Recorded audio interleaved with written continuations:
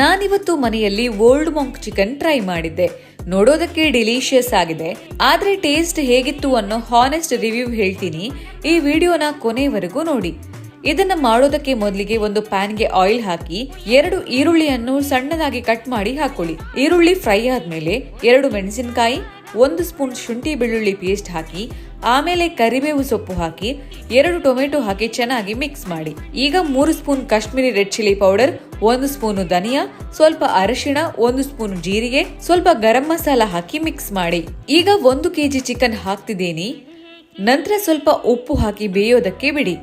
ಆಮೇಲೆ 2 ಸ್ಪೂನ್ ಎಳ್ಳು ಹಾಕಿ dry roast ಮಾಡಿ. ಈಗ 1/4 ಕಪ್ ತೆಂಗಿನಕಾಯಿ ಹಾಕಿ ಡ್ರೈ ರೋಸ್ಟ್ ಮಾಡ್ಕೊಳ್ಳಿ. ಈ ಮಿಶ್ರಣವನ್ನ ಮಿಕ್ಸಿ ಜಾರಿಗೆ ಹಾಕಿ ರುಬ್ಕೊಳ್ಳಿ. ಈಗ ಅರ್ಧ ಲಿಂಬೆಹಣ್ಣು ಹಾಕಿ ಕೊತ್ತಂಬರಿ ಸೊಪ್ಪು ಹಾಕಿ ಸ್ವಲ್ಪ ಹೊತ್ತು ಚಿಕನ್ ಕುಕ್ ಆಗಲಿ. ನಂತರ ರೆಡಿ ಮಾಡಿಟ್ಟ ಮಿಶ್ರಣವನ್ನ ಚಿಕನ್ಗೆ ಹಾಕಿ ಮಿಕ್ಸ್ ಮಾಡಿ. ಕೊನೆಗೆ 60 ml ಓಲ್ಡ್ ಮಾಂಕ್ನ ಬಿಸಿ ಮಾಡಿ ಚಿಕನ್ ಮೇಲೆ ಹಾಕಿದ್ರೆ ಆಯ್ತು, Old Monk chicken ready. Rum ಬಿಸಿ ಮಾಡುವಾಗ ತುಂಬಾನೇ ಕೇರ್ಫುಲ್ ಆಗಿರ್ಬೇಕು.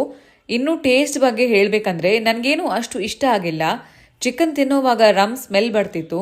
ಓಲ್ಡ್ ಮಾಂಕ್ ಪ್ರಿಯರಿಗಂತೂ ಈ ರೆಸಿಪಿ ಖಂಡಿತ ಇಷ್ಟ ಆಗುತ್ತೆ. ಡೀಟೇಲ್ಡ್ ರೆಸಿಪಿ ಕ್ಯಾಪ್ಷನ್ನಲ್ಲಿದೆ, ಚೆಕ್ ಮಾಡಿ.